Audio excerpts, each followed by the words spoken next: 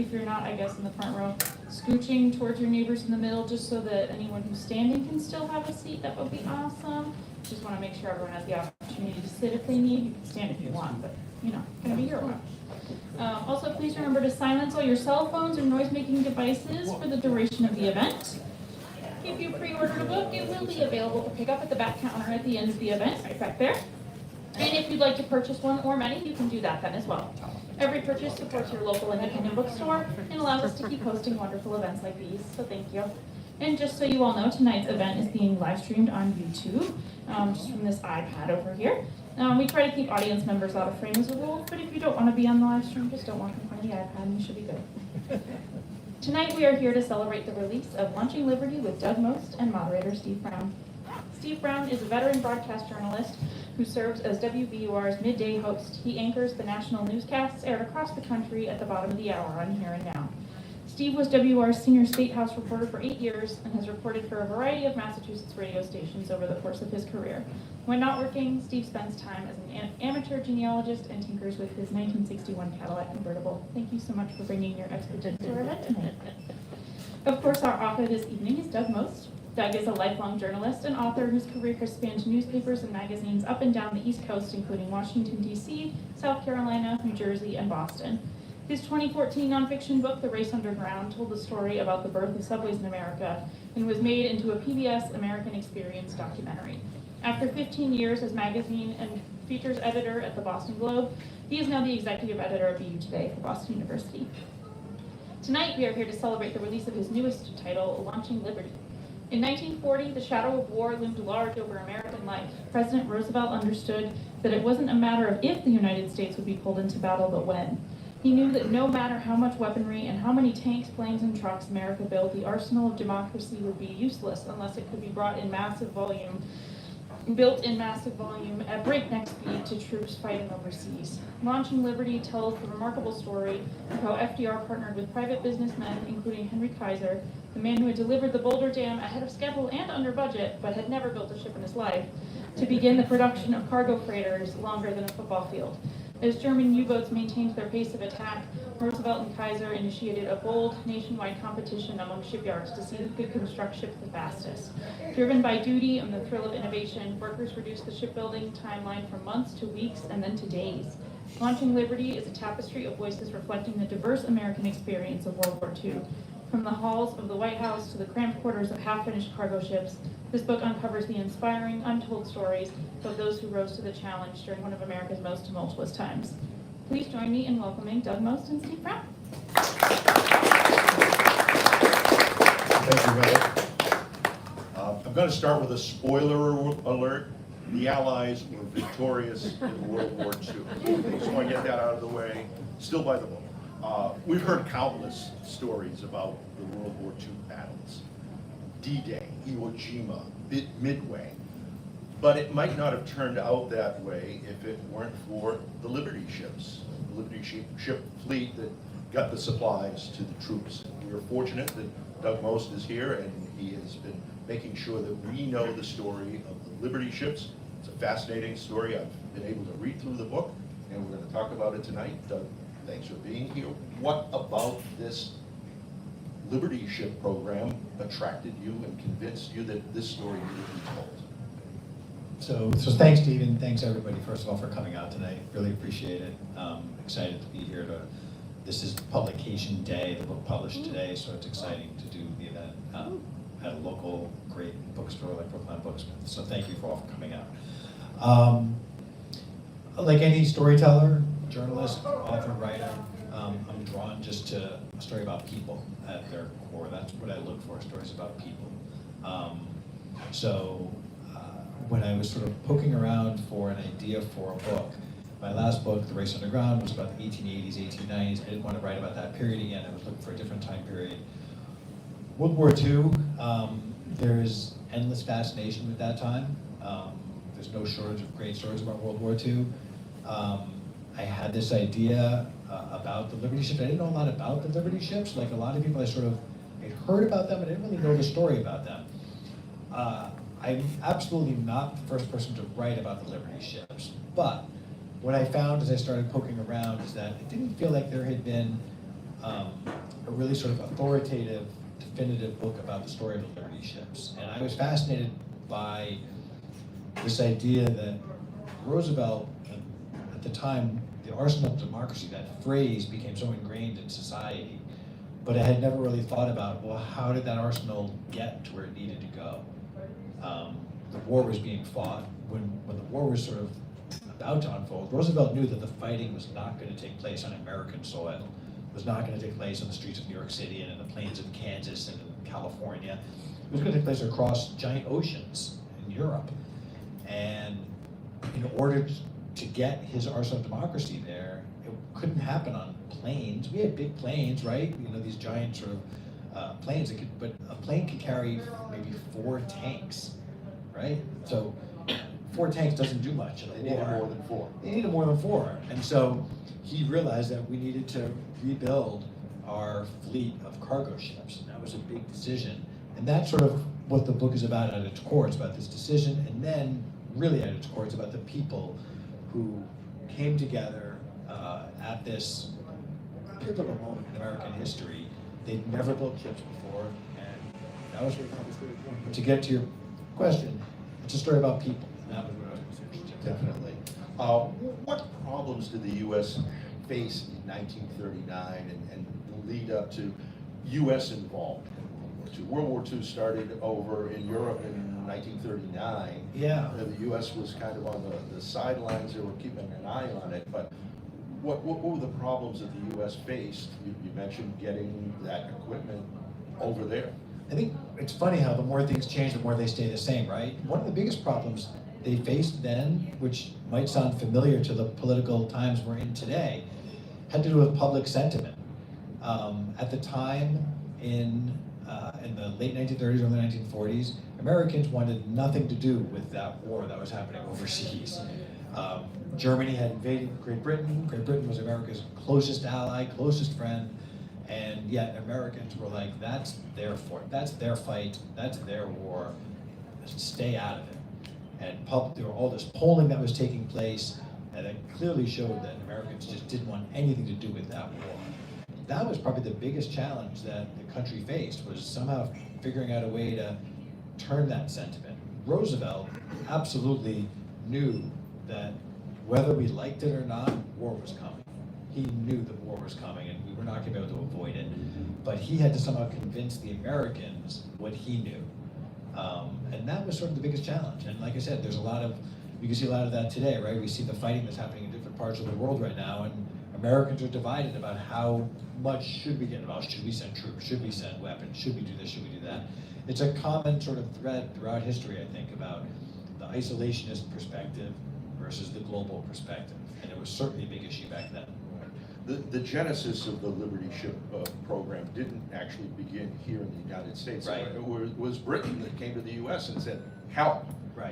Talk about that, and how did it become an American initiative? Yeah, I love the story. So the opening chapter in the book is a story that I had knew nothing about when I first started researching the story. It's about a British shipbuilder named Robert Cyril Thompson, who was designing and building ships outside of London. And he was tinkering with sort of fairly big cargo ships. And he built one particular cargo ship that was very deep and had these big cargo holds.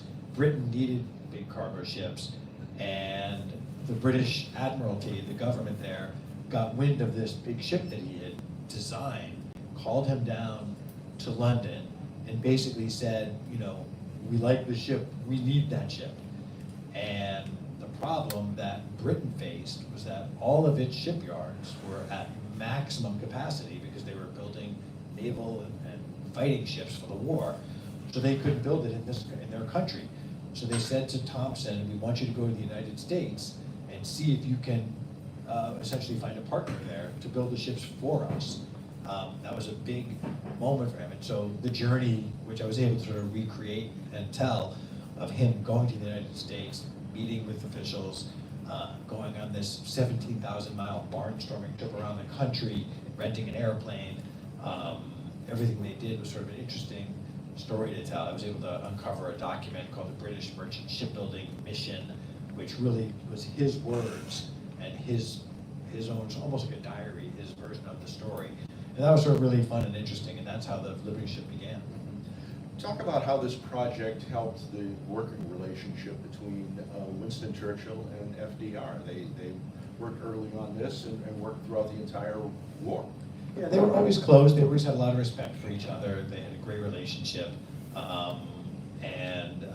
This, I think, cemented that relationship. There's a funny anecdote in the book.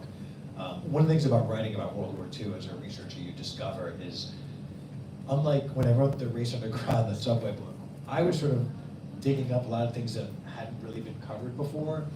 That's rarely the case when you're writing about World War II, because there have been thousands of books written about World War II, including some of the most, respected authors. Doris Kearns Goodwin wrote this amazing book about FDR, and so. But one of the anecdotes that I was able to sort of find was there was this moment when Churchill visited the White House and was seen.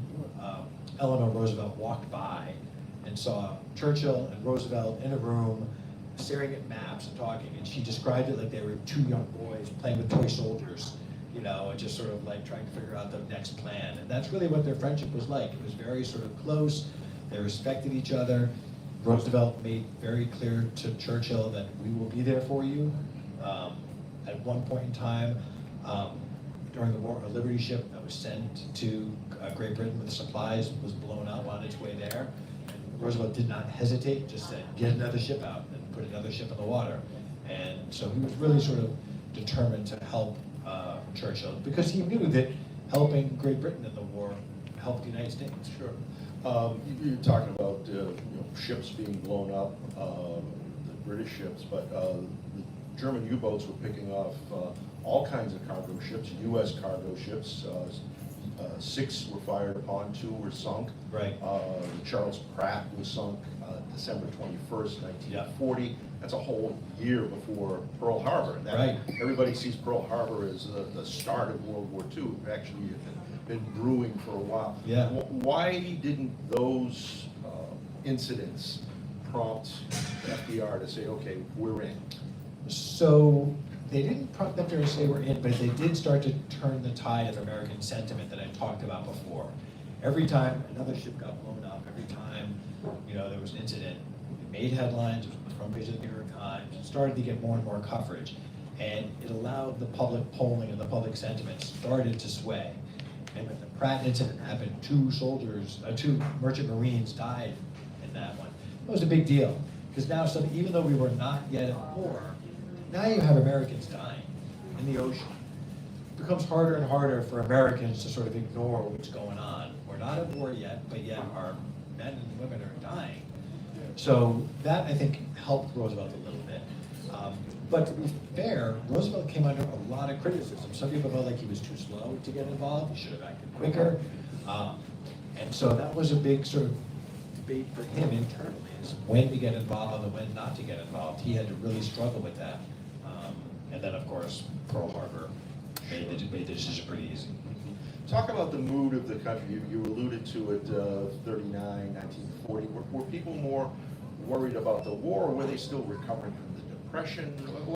Where were we at that point? I think it goes back to what I said before, which is that the Depression had a long shadow cast over this country.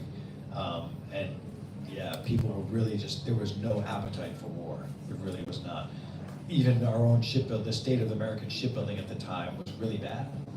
The decade of the 1930s, we basically ignored shipbuilding, and all the resources went into other things. So there was a big Merchant Marine Act was passed in 1936, which started some movement in shipbuilding, but it was slow to get going. And it really wasn't until Great Britain got invaded and all that happened that things started to change. And like the Liberty Ship program and other programs helped people get out of the economic depression. There were all of a sudden, there were jobs. They needed these people. There were jobs, and it was a good job, right? I mean, the wartime economy was a huge thing that got created by war. It created good jobs, good paying jobs, reliable jobs people were not going to get laid off from, they were going to be needed. Jobs that provided stability. People picked up their lives, and I tell the story of some of them. Again, back to the whole people thing. People picked up their lives and just moved across the country for jobs. They left their children, they left their families, and then later their families would come and join them. So, yeah, it really was sort of a big deal in a big economy, and that did change things dramatically. When the British came over here with their idea, the briefcase with the plans and all that, they had to meet some of the US military leaders. Right. Talk briefly about them and how did they, what role did they play in this whole? So when Robert Cyril Thompson came to the United States, he was basically given an amount of money that he could spend. The British Admiralty said, here's a rough budget that you can go spend. And he came over with certain expectations, thinking that he was going to try to find a partner to build ships.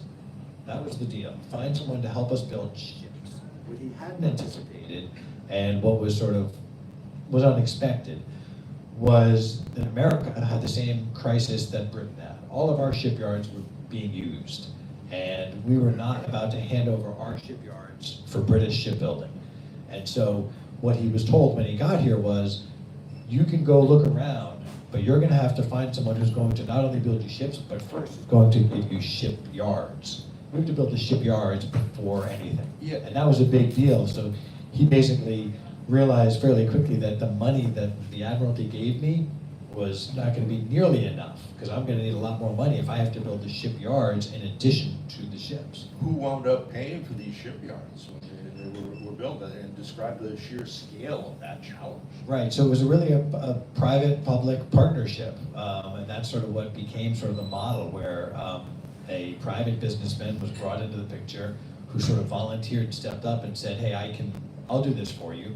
And that was sort of a big moment where you have the private industry stepping forward to help the government in a time of crisis, and how that came to be. And so sort of an interesting model, and I think, there's been some ideas of how that can be replicated today, whether there should be more public-private partnerships like that, and the government shouldn't have to do everything. But yeah, so that was sort of the big deal, was having this public-private partnership. They wanted to get these things done fast, and as the program went on, they got faster, and it became a contest later on in the book. Right. There were innovations that came along that helped that process. One thing I just kind of found fascinating, and I was thinking of it when we went to Martha's Vineyard a while ago, and I'm looking at the welds in the steamship, and that was a technique that had kind of changed. Before that, everything was riveted, and then they went to welding. How much of a difference did that make in making these ships? Yes, we've all heard the term Rosie the Riveter, which obviously became very popularized during the war. And Rosie the Riveter played such an instrumental role in the war. Rosie the Riveter really was tied to what was happening largely in Detroit with airplanes being built and some other things being built. That's where riveting was being used the most. Riveting had been, for a long time, the way ships were built. And over time, it was decided that welding was actually a better technique for a lot of reasons. But when you're, got my hands here.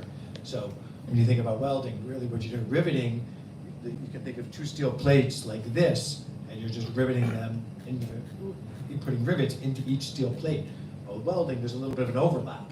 And so now you're sort of welding two pieces together. And so the feeling was that it was stronger by welding things together.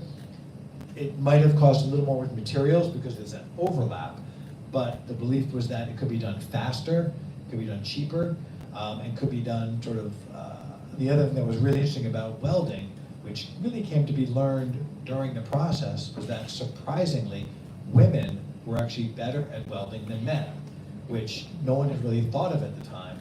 But welding required, especially in tight corners and tight spaces, small hands, shorter arms to get into some of these corners and tight spaces. And it was really discovered that women are actually better at it and more efficient at it than men, which is how the term Wendy the Welder sort of became popularized and sort of became almost a cousin of Rosie the Riveter.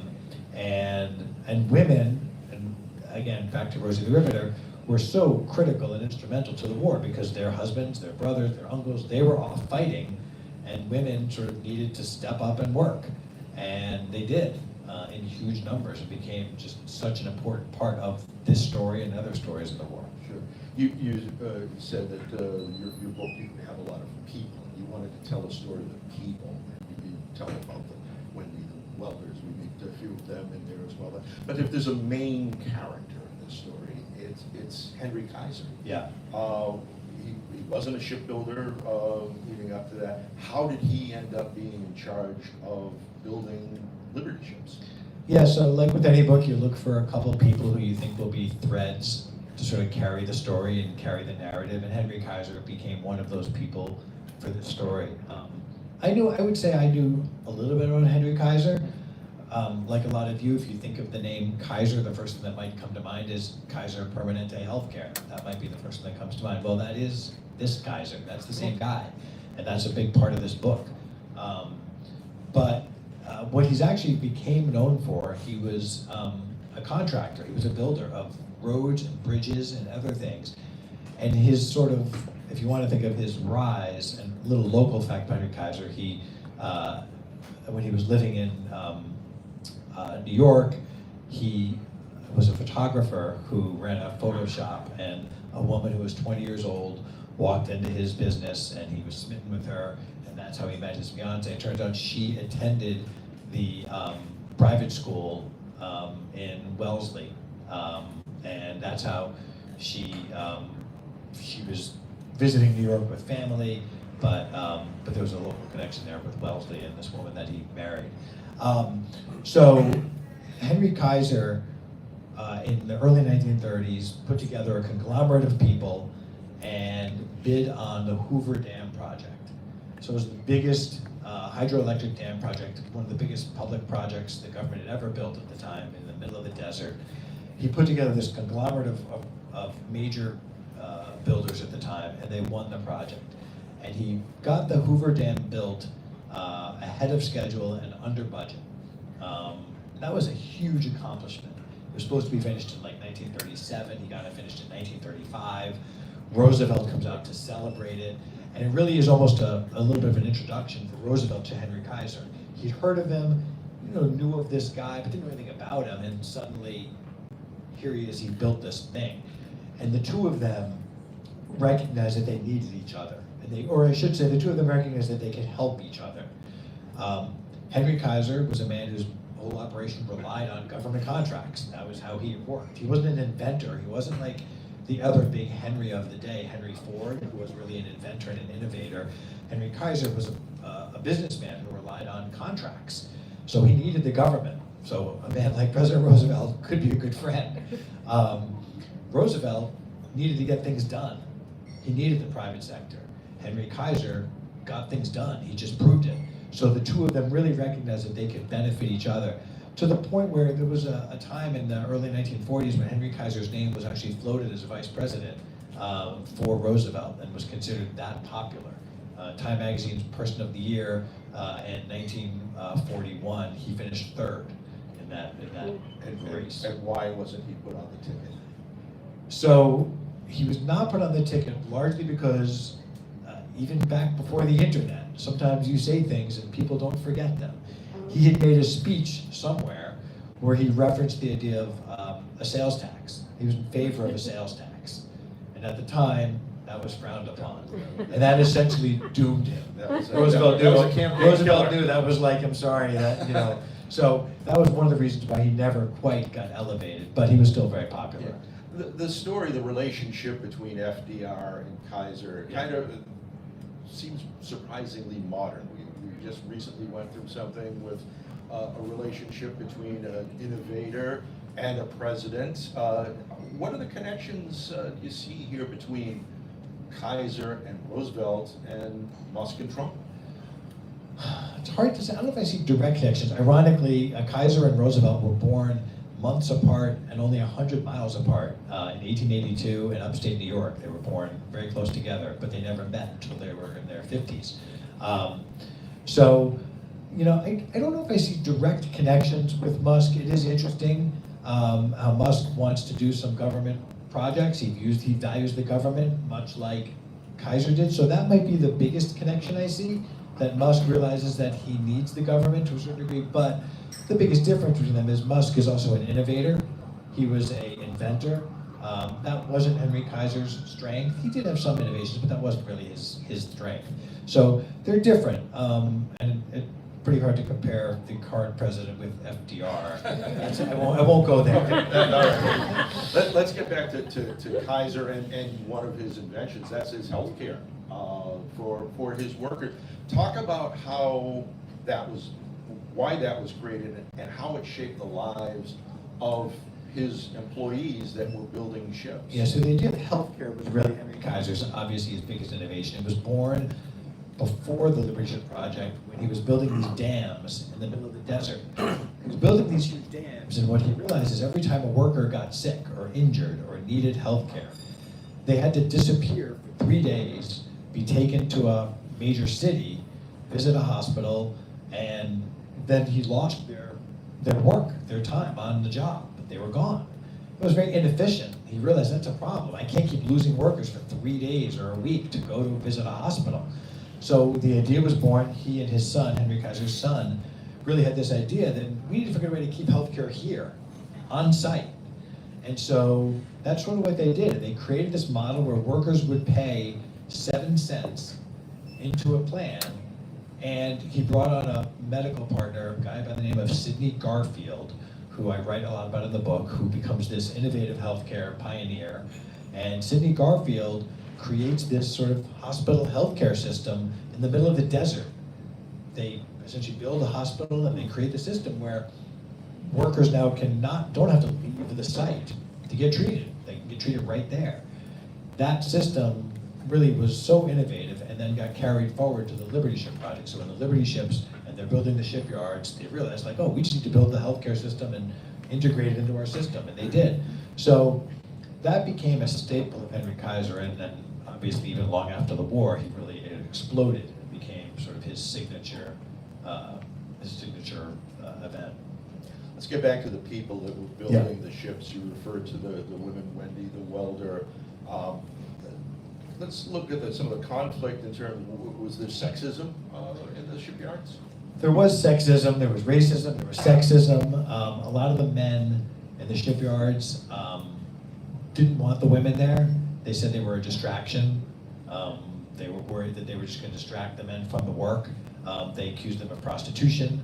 They accused them of sort of a lot of things. And the women just kept coming back every day and refused to be daunted and refused to be sort of frustrated. So there was a lot of sexism. But I think ultimately what broke down that wall was the women were really good at their jobs, and the shipyard managers and the owners of the shipyards, there were 9 shipyards around the country that built Liberty ships. So 9 different shipyards ultimately built them, from Richmond, California to Seattle to Tacoma, Baltimore, Maryland, North Carolina, Maine was a huge one, which I write about in the book. The women were really good at their jobs, and the shipyard managers didn't care who did the job. They were like, men or women, black or white, we don't care. If you're a good worker, you're hired. And that also caused some of the union barriers to get broken down and some of the big sort of workplace issues to really disappear. Sure. You talk about the sexism. Go on into the racism that was going on there as well. You had workers coming. And racism and classism also, because you had people coming from the deep south who they may have been white but might not have gotten along with others from other parts of the country. Yeah, they all had nicknames. There were the Texans, there were the Texies, there were the Okies, there were the Arkies from Arkansas and Oklahoma. They all had different nicknames. They all came together to work. And it was this sort of unbelievable melding of a workforce that happened almost overnight. And one of the big things I write about, especially in Richmond, California, was the immense overcrowding that this caused. Some of these small towns were suddenly overrun with shipbuilders, and the schools were overcrowded, and the restaurants, everything. Hundreds of thousands of people started flooding these towns. It became a big issue, but again, I think the melding of the workforce was one of the great sort of American stories, that it just showed that when faced with a crisis, people could come together. And I think that it was a remarkable sort of happening. We had a chance to talk a couple of weeks ago in preparation for this, and you told me all the research that went into it, and you've gone into libraries and all sorts of internet searches and all sorts of rabbit holes. You've also talked to people. Yeah. Talk about some of the individuals that you uncovered in your research who helped bring the story to you. Well, I mean, look, at this point, right, where we are, how many years after the end of World War II? If World War II ended in 1945, so we're 80 years after the end of the war in September. September 2nd actually marks the 80th anniversary of Japan signing surrender documents. So if it's 80 years after the end of the war, as you can imagine, anyone who worked in the war or fought in the war, there aren't that many left, unfortunately. It's unfortunate, but there aren't that many left. I did as much as I could to put out a call. I used the internet, and I used Facebook, and I used a lot of places to see who was out there. And one story that I stumbled onto, I eventually I found an article that was written in a little newspaper up in Maine, and there was a story about a guy who worked on Liberty ships in Maine. And the story was like 2 years old. And I immediately was like, what are the odds he's still alive? He was. And so he was. So I reached out I tracked down his daughter, who lived in this town in Maine, and she said, my father is 102 years old. And I said, how is he doing? And she said, he is sharp as a tack. And I was like, can I come see him, like, tomorrow? Because I didn't want to wait. And she was great, and I took the train up to Maine. I think a week later, she picked me up at the train station. We went to their house, and I met, his name was Arthur Babineau, and he wasn't kidding. He was sharp as a tack. He told me these great stories about working as a shipyard. He told me one anecdote, which I include in the book. One of his jobs was to inspect the welds on the ships. So that was his job, to inspect whether the welds were good. And when a weld wasn't good, he wouldn't allow the ship to sail. And so he told me these stories. He told me about his wife and all these things. So that was sort of, for me, it was a very sort of personal moment to meet this guy who had sort of experienced this and lived in the war and told me his personal story. I was glad that I went up. Arthur Babineau passed away about 6 months after I visited him. And his wife, his daughter, who's mentioned in the book, has been so gracious to me and nice. She reached out to me today to talk about it, and she's happy to see his story in the book is like one page, but for her, it was a very significant sort of thing to have his story memorialized and sort of recounted in this, because it means a lot to her. So it was nice. I was glad I was able to do that. I wish I was able to find more of those. I did find one other one, a guy whose father, who's no longer alive, but had sailed on a Liberty ship, and he shared with me this amazing diary his father had written about going off from San Francisco and being on the ship. Holy cow, it was like an incredible, first-person journey. And so things like that, as a researcher, are gold, right? Because instead of me having to sort of guess what somebody felt or what somebody experienced, I have it in this person's own words, what it was like to sail on a Liberty ship out of San Francisco Bay on a drizzly November day. That's, I can't replicate that. Doug, you write that problem solving drives a society forward. What lessons does the Liberty ship story hold for us today when we face challenges that feel just as daunting? Yeah, there's probably a lot of them. One of the ones I've been thinking a lot about that comes to mind is the Liberty ship. The reason the Liberty ship program was successful is, first of all, don't laugh, you had a president who was able to set aside his ego. He recognized that in order for the Liberty ship program to succeed, he couldn't try to build the prettiest ship, the best ship, the most amazing ship They imaginable. call them ugly ducklings, right? Yes, they got nicknamed the Ugly Ducklings. But he recognized, and President Roosevelt, for what you know about him, loved ships. He grew up on the water. He was Undersecretary to the Navy. He was a boat guy. In this particular case, he knew that in order for this program to succeed, it wasn't going to be about, we got to build the best ship. Instead, it was about, we got to build the most ships. We got to build ships faster than the Germans can sink them. That was his goal. And that required him setting aside his ego, not trying to do something special, and instead just telling his group, build a ship. I don't care what it looks like, get it out there and get it out there fast. If there's a lesson to be learned, I think there's something there about a leader sort of being willing to sort of set aside their ego for the better of the country and the world and society. And, you know, if Roosevelt had decided, you know, no, I don't like the design of that ship's not, you know, attractive enough, or it's gonna be ugly, maybe we build half the Liberty ships, because it takes longer, and maybe it doesn't go so well. But instead, we pumped out 2,710 Liberty ships in the span of less than 3 years. It's a remarkable number of ships, and you mentioned this briefly, some of those ships got built in like 2 weeks, 3 weeks. Call them stunt ships. It was a competition between shipyards, and I read a lot about that toward the end of the book. But that, again, that only happened because there was this cookie cutter design that was created, and it was almost like the chocolate chip cookie recipe that got sent around to every shipyard around the country, and they said, build this ship, and only this ship, and use those tools and those pieces. They all had to be built the exact same way. So the program wouldn't be successful if sort of, you know, he had not been willing to sort of do that. And that's one lesson I think a lot about. They were lamenting that Henry Ford got to have this assembly line and the stuff moved by the workers. Yeah. Obviously, you can't put a 400 and some odd foot cargo ship on an assembly line. Right. But they came pretty damn close. Yeah, so in fact, I'm thinking a lot about this lately. I don't know if any of you saw the recent announcement that Ford announced that they're going to build a new fleet of electric vehicles. And they announced that they're going to reinvent the assembly line process. And Ford really is responsible for that assembly line process back in the early 1900s with the Model T.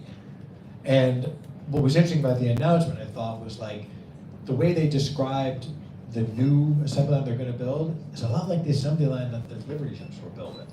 Ford says they're going to build like the front and the middle and the back of the car separately on different places. Then they're going to bring them together to build the car.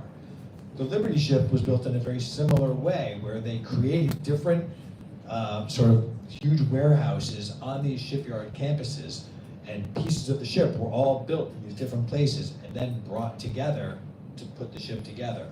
That was a big innovation that had to happen. The deck house of a ship where the people slept and where the captain's quarters were and all those things. That was a massive, it was essentially the size of a 3-story building.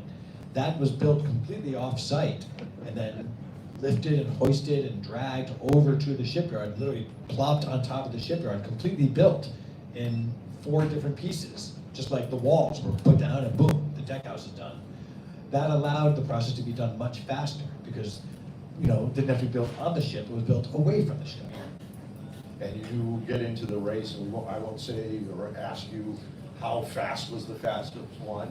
We can talk about it. Oh, okay. It's How fast was it's the not a fastest secret. one? Everybody's bought a boat, right? Okay. It's there was a ship that was built at Robert E. Peary, was built in about 4 days. So one Liberty ship came together in about 4 days, a little more than 4 days. It was a stunt ship. It was sort of done specifically to see just how fast we could build one ship. They weren't going to replicate that again, but just the fact that it was done was sort of part of this race to see how fast we could do it. And it culminated in a race that had happened over the last 2 months. There was a ship that was built in 26 days at one shipyard. Portland was competing with Seattle and with Richmond, and then they built one in 26, and then Portland said, we're going to build one in 18 days. They built one in 18, and then Seattle said, we're going to build one in 10 days. They built one in 10. So they were all paying attention to each other to see how fast they could build one. And that, in the long run, got everybody building these ships pretty fast. Not necessarily in 4 days. Right. It sped up the process, but the other thing it really did was it excited the nation. And it got the nation excited about this whole idea of building boats and building ships and defeating the enemy. And it energized the nation, and it was a marketing stunt, but it was an effective marketing stunt. It really sort of worked at sort of exciting and energizing the population. Could a project of this scale, with the government, industry, workers all pulling together, be done today? What would it take to bring the nation together in that way again? And is there anything that would just make it impossible? I mean, you'd like to think it could happen. I don't want to get too deep into politics, but obviously what's happening in Washington right now requires cooperation. This requires sort of, aisles to get torn down and politics to be set aside, and all of those things. So could it be done? Sure. Would it be challenging? Yes. Because you would have to get people who seem to be fundamentally at odds with each other to both agree, yeah, you know, we need to do this. And it might benefit your side more than my side, but that doesn't matter. And so that would be the biggest obstacle we would face today. Do you see echoes of the Liberty Ship effort in more recent national projects, whether it's in technology, infrastructure, or even the pandemic response? It's a good question. I don't know if I've ever thought of that. I mean, the pandemic response was certainly remarkable, and the way that medicine and healthcare sort of came together to design a vaccine in lightning speed. And that was sort of a good example of public-private partnership, where the government sort of funded something and private industry said, we'll solve this problem, and they did. So to your point, that might be the best example of it coming together for the betterment of sort of public health. You've put all the good stuff in Yeah. this book, but as a bonus for everybody here, is there a fact or a tidbit that you found interesting, but for one reason or another, editors, What's on the what got left on the didn't- cutting room floor? didn't make the final printing that you'd like to share with the folks that have It's come out fine. today to hear about this? Right, so the first draft of my book, and my agent is sitting there, the first draft of my book would have been about an 800-page book. So we decided that maybe that wasn't the best way to go. So there was some things left on the cutting room floor. I guess the only thing, and this actually got mentioned today, the only thing that was interesting is that some of the workers who worked in the shipyards, many of the workers who worked in the shipyards, years later developed some sicknesses and some illnesses. And that was largely considered to be a result of the time they spent working on the ships. I learned about that. It happened in the 60s, so it happened 20 years after my book essentially ends. I do have an epilogue in my book where I have a little bit of an after, but I focused that more on some of the cracks and flaws that developed in the Liberty ships. And I just decided that I couldn't go 20 years ahead and sort of go down this other road. So it was interesting, and it's sad, of course, but I did not get to include that in the book. If readers walk away with one central idea from Yeah. launching Liberty, what do you hope that is? What America is capable of when their backs are against the wall. It's a great story of that, you know, when push comes to shove and when facing a crisis, the people of this country are capable of some pretty remarkable things. That's a good story. Very good. We've got a few minutes left. I'm sort of out of questions right now, and I'm sure some of you might have some, so I see a few hands in the back. I'll start with you right back there. Hi, thank you so much. Of course. I'm excited to read your book. You mentioned that there was competitions to see how fast the ships could be built, and that kind of energized the public. Yeah. Did you happen to come across any news articles, or were there news broadcasts that mentioned? Like, did you find Like- any media artifacts to document that? And you mean in addition to like the newspaper articles, or do you mean the newspaper articles? You mean, how did I find, you know, some of the research materials you mean? Yeah, so was it news articles? It was, or a lot of it was newspaper articles. Digging into archives was amazing, you know, that you can find so much incredible stuff digging into newspaper archives. So, yeah, in fact, I think my credit card still has newspapers.com bill every month on it. Sorry, maybe I need to cancel that soon. So it was a lot of that. I listened to radio broadcasts. There were some of that as well. FDR and his fireside chats were amazing to listen to and go back and sort of listen to those. So I tried to find as much as I could. There wasn't really a TV thing back then in terms of finding that. It was largely newspapers, a little bit of radio. That was sort of a large majority of my sort of, especially detailed research when you're trying to recreate something. You had mentioned the fireside chats. When I was reading this in preparation for tonight, at one point I said, I wonder if I can find that. And I listened to the whole 35-minute fireside chat, and it just kind of brings that to life as well. Yeah. It's all in here, and you might find that I need a break. I got to rest my eyes, and then go It's find true. it on YouTube or wherever and listen back. I said, Yeah, thank you. here. The seaworthiness and the quality of construction of the boats. Yes.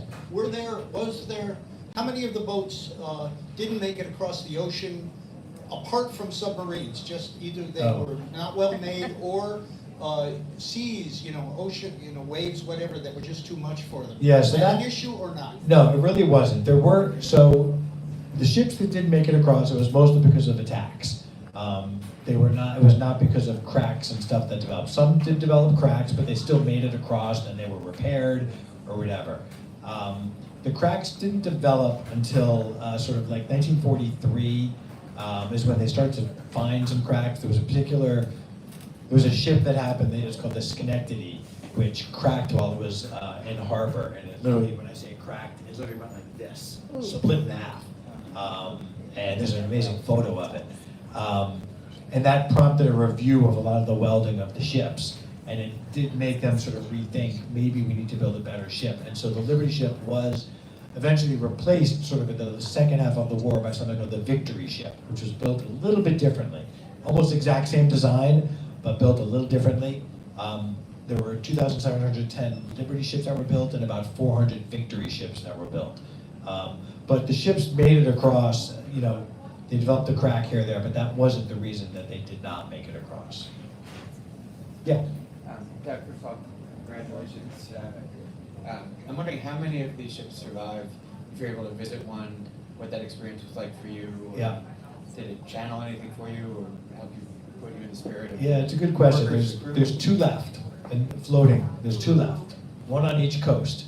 So there's one in San Francisco, the SS Jeremiah O'Brien, and there's one in Baltimore, the SS John W. Brown. That one sailed in 1942.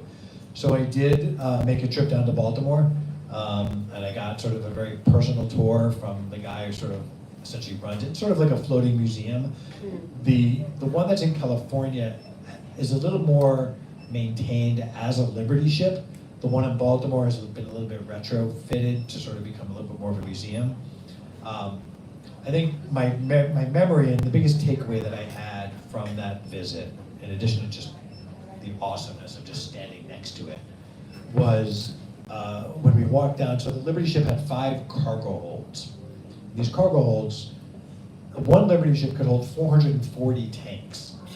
Okay, to give you an idea of how big and how deep it was. So when I mentioned like a plane could carry 5 tanks, a Liberty ship could carry 440 tanks. Standing inside of a cargo hold and just sort of like looking up, it just felt like it was so deep and so big, and you suddenly could envision. And I watched some videos and I have seen pictures of them lowering the tanks into the cargo holds. And I was able to sort of like stop for a minute and sort of like almost close my eyes and picture that happening, like a tank being lowered into this hold. It's sort of a, not to make it melodramatic, but it was sort of a powerful moment where you just sort of felt like, this is sort of where the war was won. Like if those tanks aren't able to be brought over to Europe, that war maybe turns out very differently. So anyway, so that was interesting. So there's 2 left, Baltimore and San Francisco. Do you have a sense of what percentage of workers at the shipyards were able to stay working in shipbuilding, or whether they could transfer their skills to like auto manufacturing or home manufacturing, and then what percentage of women and people of color were just pushed out of the industry? Right, it was interesting. Eleanor Roosevelt, I think of her as a champion of women and such, she sort of was excited for the women to go back home and sort of like go back to the home where they sort of were the homekeepers.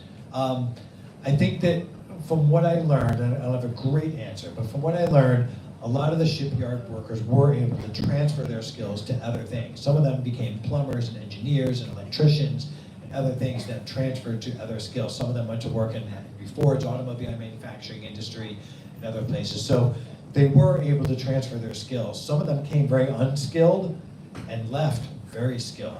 And that was sort of a great sort of benefit of the program, right? These workers showed up having never done anything related to shipbuilding, and they left with these remarkable sort of hand-on-hand skills. So it did create this sort of new employee that didn't exist before the war, who left and could sort of go put themselves to work in other places. Yeah. Just going back to the previous question, I don't know if you already said it, but what happened to the other 2,000, whatever, many ships? What did they do with them? Yeah, I a can't lot- imagine all of them got Right. blown up. No, I mean, a lot of them sunk. A lot of them were scrapped for steel. That's what happened to most of them.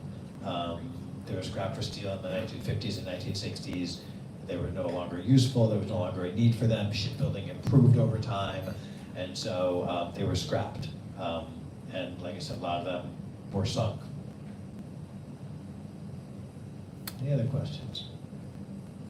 I have a question. Yes. Oh, we have one over here. There you are. Were the Liberty ships crewed by the Navy, or was it civilian? No, so they were not naval ships, they were merchant marine ships.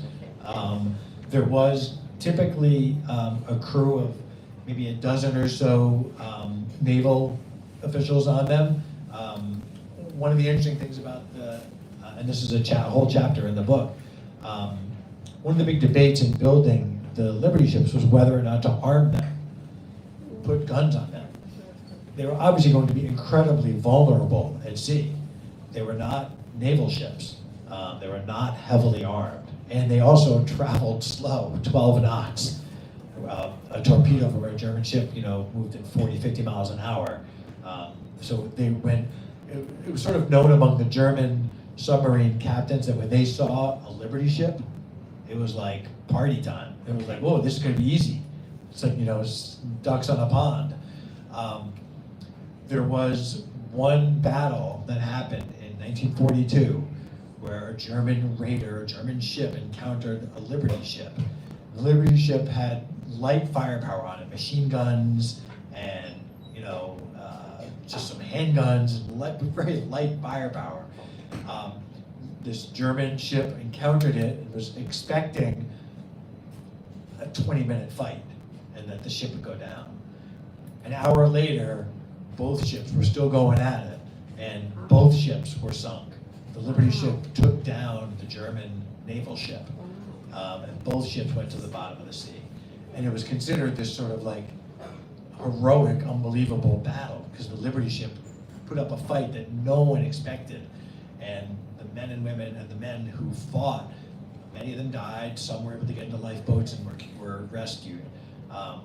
But that battle was really sort of a great story of sort of the Liberty ship's fortitude, and the men who sort of sailed on them, even though they were not naval ships, they put up this incredible fight and took down a German battleship. It was a big deal. Yeah. Are these ships comparable to any ships that we're still producing today, or are they the blueprint for big cargo ships that we're still putting out today, or are they sort of their own category? It's a good question. Not really. I mean, it was such a unique ship, the way that it was built, the way that it was designed, again, back to the speed at which it was designed. So it's a pretty unique design of a ship. So the cargo ships today, it's funny, you see the cargo ships today, they carry a lot of their stuff on deck now. They still do carry stuff underneath, of course.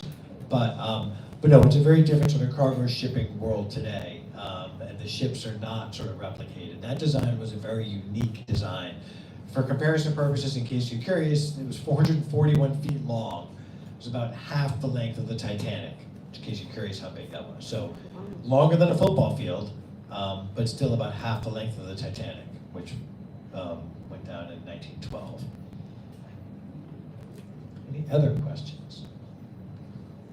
This was great. Thank you really much for all your questions. I appreciate it. Doug, And thanks Steve. for joining us tonight. Thank you, everybody, for coming out tonight. I see you got a lot of pens here. I guess you're going to be signing a lot of Happy to books. sign books for people. But thank you again for coming out today. We really appreciate it. Thank you to Brooklyn Books.